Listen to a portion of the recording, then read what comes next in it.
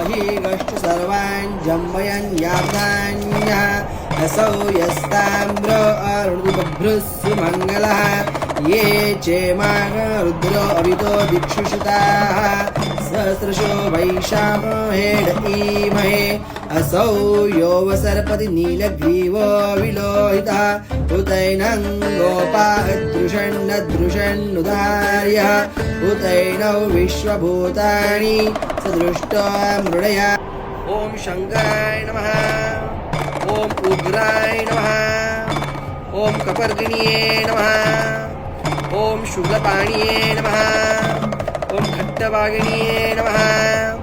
ॐ विष्णुवल्लभाय नमः ॐ श्रीविष्टाय नमः ॐ अंबिकानाथाय नमः ॐ श्रीकण्ठाय नमः ॐ भक्तवत्सल